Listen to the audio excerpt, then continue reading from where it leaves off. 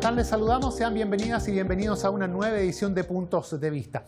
La Sala de la Cámara de Diputadas y Diputados aprobó y despachó a ley el proyecto que crea la Fiscalía Supraterritorial. Este organismo apuntará directamente a hacer frente al crimen organizado. Para hablar acerca de ello, conversamos con los diputados Víctor Pino y Andrés Jonet. Pero antes, vamos a revisar todos los detalles en la siguiente nota.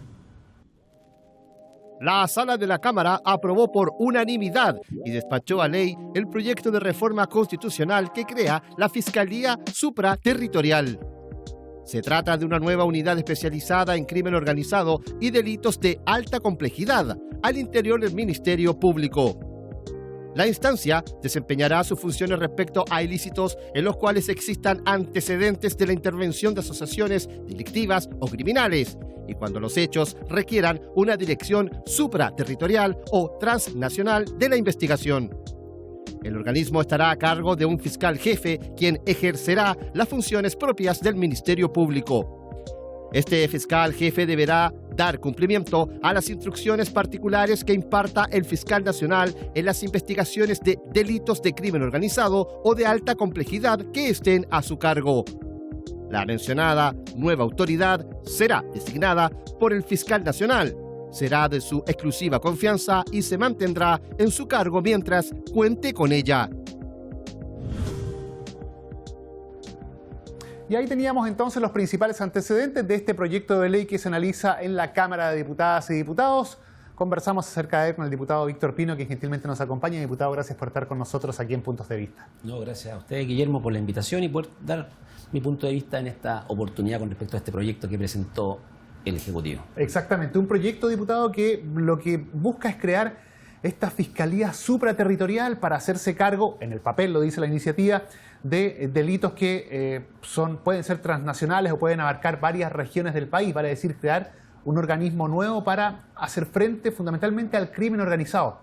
Suena bien la idea, pero desde su punto de vista hay varios aspectos donde este proyecto al parecer se queda corto. ¿Cuáles son los reparos principales a esta normativa, diputado? Correcto, como bien señalas, Guillermo, desde mi punto de vista este proyecto me parece insuficiente.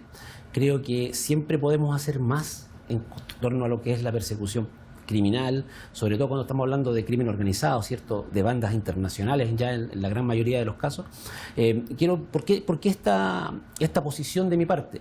En el mes de noviembre del año pasado yo presenté un proyecto que tiene como título modificar la Constitución para crear la Agencia Chilena contra el Crimen Organizado, el cual consiste en crear una especie de fiscalía suprarregional, pero que tenga interacción con distintos organismos del Estado como Tesorería General, Servicio de Impuesto Interno, la Dirección de Puertos, la Policía Marítima, Carabineros, PDI, Aduana, etcétera. Y que este fiscal suprarregional ¿cierto?, pudiera coordinarse con todos ellos y generar fuerzas de tarea conjuntas para luchar contra el crimen organizado. Ese proyecto yo lo presenté el año pasado en noviembre y luego en abril se lo entregué también en La Moneda al ministro Elizalde. Entonces, claro, cuando yo vi este proyecto de ley hace unos días que estaba ya puesto en Cámara y que venía con celeridad, discusión inmediata por parte del Ejecutivo, dije, oye, pero esto es muy parecido al proyecto que yo presenté en el mes de noviembre. Entonces dije yo, vamos a trabajarlo con la diputada Humada, que también fue parte de la discusión cuando lo presentamos en esa fecha, y trabajamos algunas indicaciones en conjunto para poder mejorar el texto actual, las cuales lamentablemente la Comisión han sido rechazadas y que dejaron todo como venía del Senado, ¿ya? Entonces ahí yo me pregunto si es que realmente con los proyectos queremos avanzar o solamente queremos dar una señal. ¿Te fijas? Desde mi punto de vista muy personal, yo creo que el gobierno está solo entregando una señal, pero no está entregando una herramienta potente, una herramienta que pueda llegar a competir contra el crimen organizado, que lo pueda combatir realmente, porque está, como te digo, con muchas limitaciones y demasiadas pocas, es como un proyecto con poca energía, por decirlo de alguna forma. ¿Falta de voluntad política quizás? Yo creo que... o una norma que derechamente no atiende las reales necesidades, o falta de previsión, porque puede ser una cosa justamente la falta de voluntad por parte del Ejecutivo o de los parlamentarios en avanzar, y otra es que definitivamente se ve la realidad desde un punto de vista distinto al que tienen ustedes. Yo creo que se ve la realidad desde un punto distinto y también se quiere cumplir con un cronograma. O sea, yo creo que por ahí va también un poco la cosa. O sea, se terminó el plebiscito constitucional y tenemos que cumplir con el cronograma, solucionar las necesidades de la gente. La Fiscalía Suprarregional es un proyecto que podría responder a solucionar un problema a futuro, que es la lucha contra el crimen organizado. Pero lo hacemos como un proyecto simple, que no sea muy complicado, que todos lo puedan apoyar y que pueda avanzar rápidamente en la Cámara y posteriormente en el Senado. Entonces, cuando tú ves esas cosas, tú dices, hay voluntad política para sacar proyectos simples, para dar señales a la comunidad, pero no estamos atacando el problema de fondo. Entonces, cuando nos preguntamos esto, nosotros, yo como parlamentario, con mi equipo, nosotros hicimos un trabajo serio. Nosotros nos reunimos con la Fiscalía en la región de Coquimbo, con la Defensoría también, ¿cierto?, Penal Pública, nos reunimos con un fiscal en retiro de los Estados Unidos para poder elaborar nuestro proyecto. Nos reunimos con personal de la PDI, personal de aduanas. Hicimos la vuelta completa para poder generar un proyecto robusto que pudiera darle a la ciudadanía, ¿cierto?, una nueva oportunidad de ir en contra de la corrupción, del crimen organizado y estas bandas internacionales. Acá hay dos cosas, diputado. La primera, desde el punto de vista de la operatividad, de la técnica. Por ejemplo, se me viene a la cabeza en este momento, reparos que se hicieron a las indicaciones que ustedes presentaron en orden, por ejemplo, a esta interoperatividad o interagencialidad, como se le denomina ahora, a la posibilidad de que distintos organismos se puedan coordinar para en conjunto trabajar en pos de un objetivo X. Se dice que es muy complejo, que es muy difícil lograr que esta interoperatividad realmente funcione, porque siempre en un punto de la cadena esta se corta. Sí. En ese sentido, nosotros lo que estábamos proponiendo era crear un ente que es una agencia chilena contra el crimen organizado. Ese era el título de esta nueva institución, y que iba a coordinar esta agencia, y las fiscalías, todos iban a estar dentro de esto. Aquí hoy día tenemos esto más abajo, lo que se creó hoy día, esta Fiscalía Suprarregional, es solamente darle al fiscal nacional la oportunidad de tener un fiscal suprarregional que pueda ver e interconectarse con las distintas fiscalías regionales. Entonces, es una mirada distinta, es mucho más liviano a lo que nosotros queríamos que se llevara a cabo.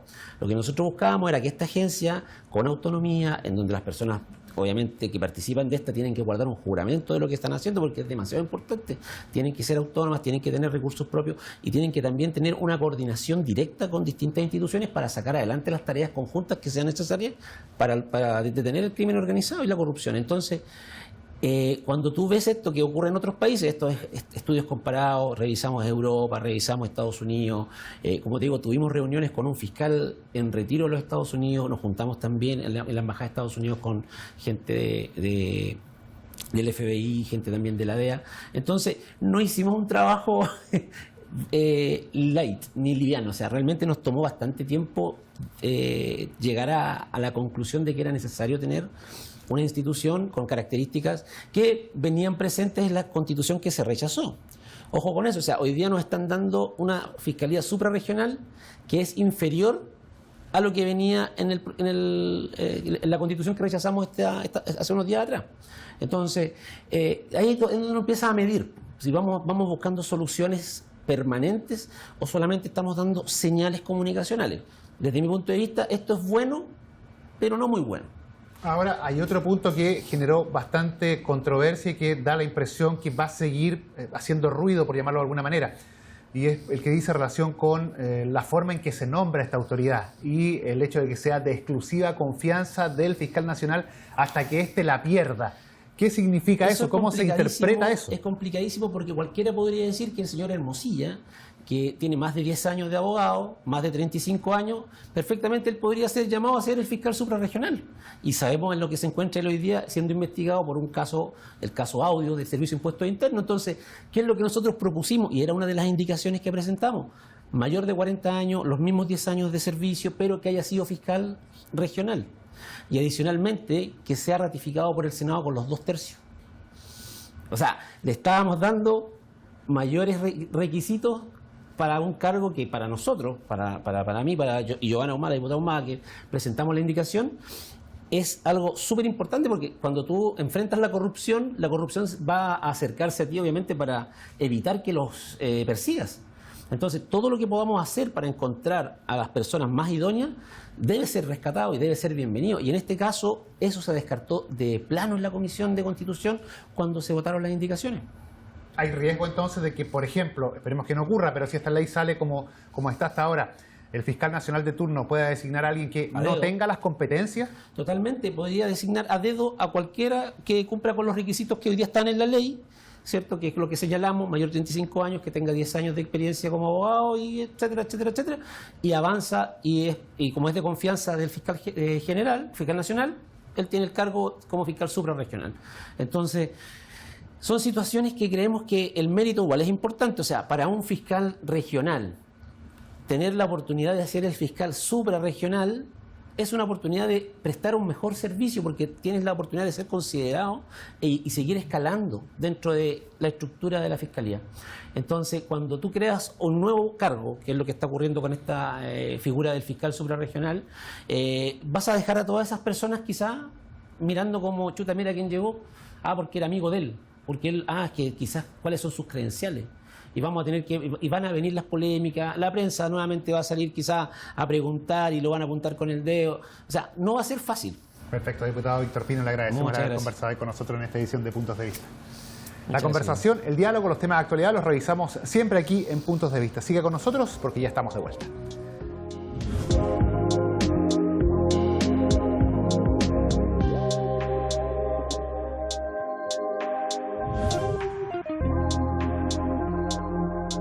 Y nosotros seguimos revisando este tema. Es momento de conversar ahora con el diputado Andrés Llonet, quien gentilmente nos acompaña. Diputado, gracias por estar con nosotros en esta edición de Puntos de Vista. Muchas gracias a usted.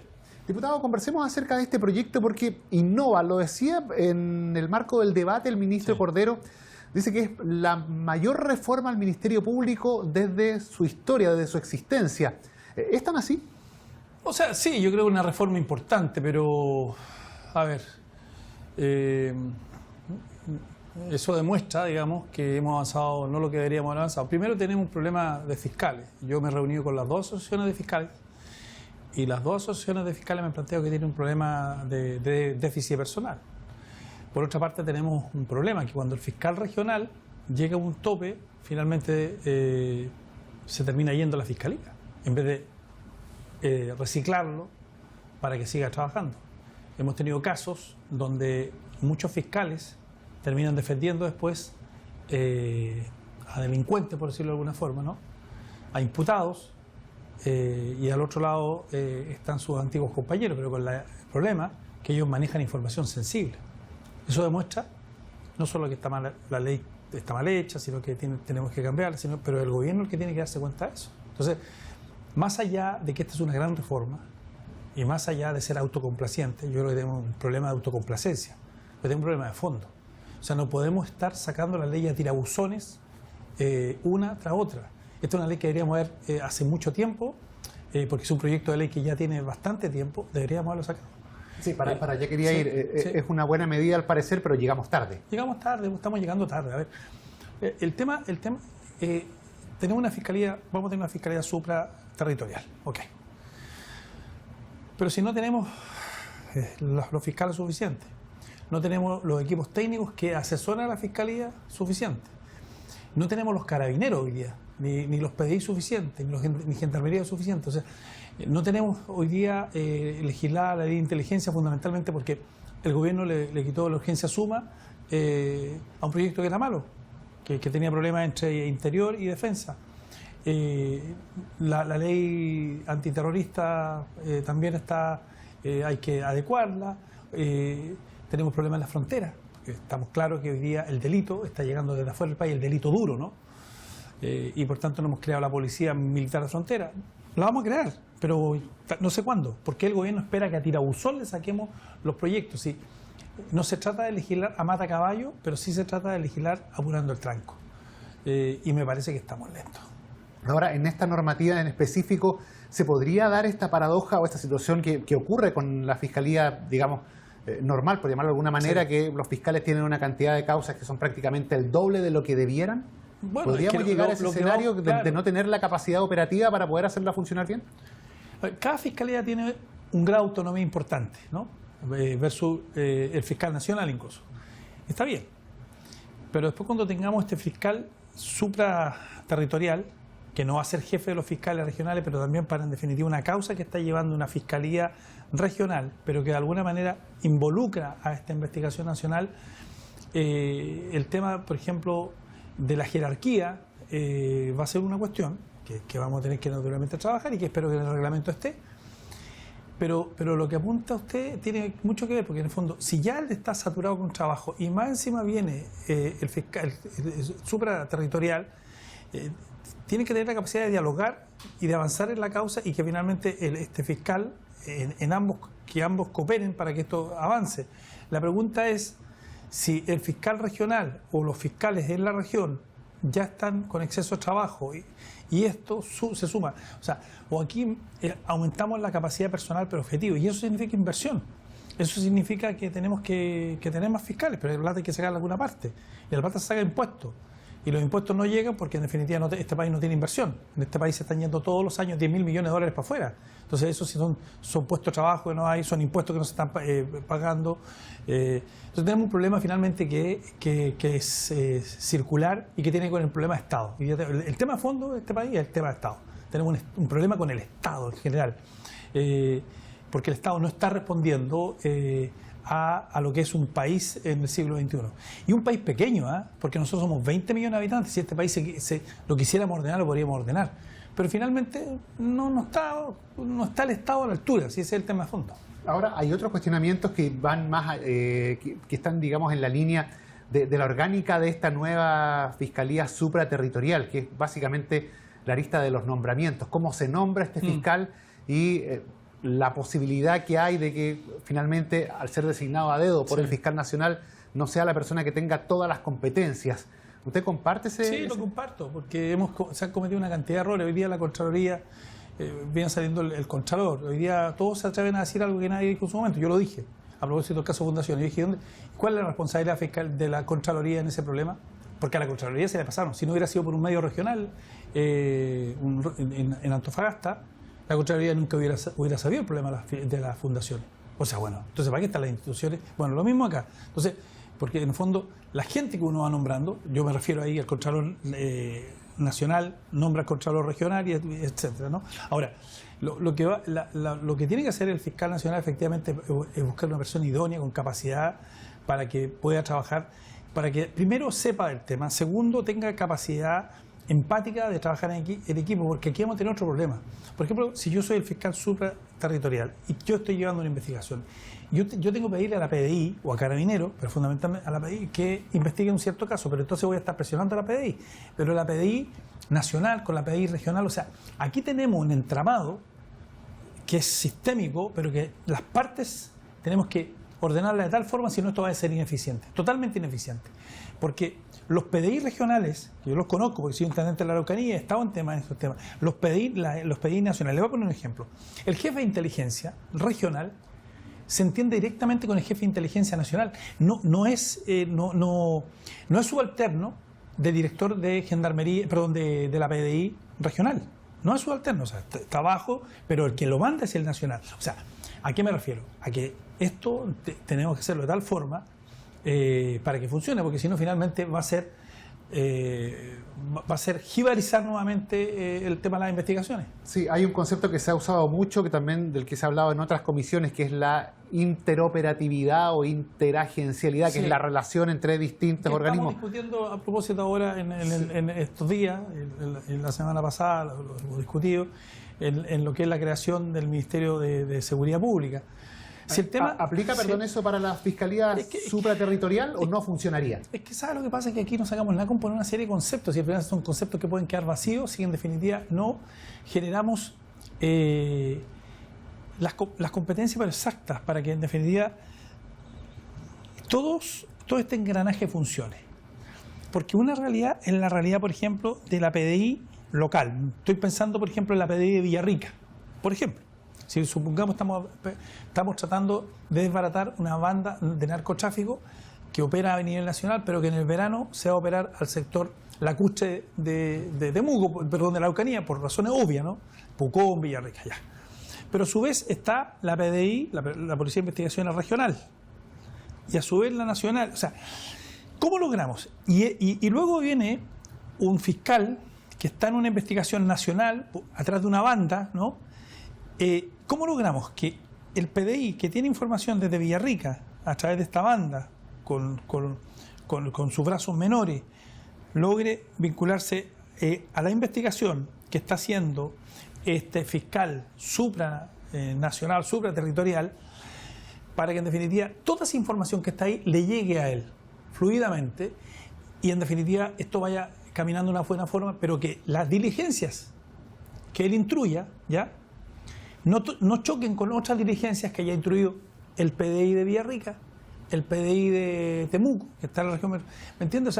O bien que no se diluyan en el camino, porque hay que haberle informado a la persona, para hacer gráfico a la gente, a la persona equivocada, tenía que informarle a A y le informó a B. Ocurre en todas partes del mundo, pero eso espero que no nos ocurra, porque si vamos a crear una institucionalidad nueva, tiene que ser de tal manera fluida para que funcione, porque si no finalmente nos vamos a llevar a una tremenda decepción, porque aquí lo que estamos buscando es que estas bandas organizadas que operan en todo el país, efectivamente las podamos desarticular a través de un mando superior.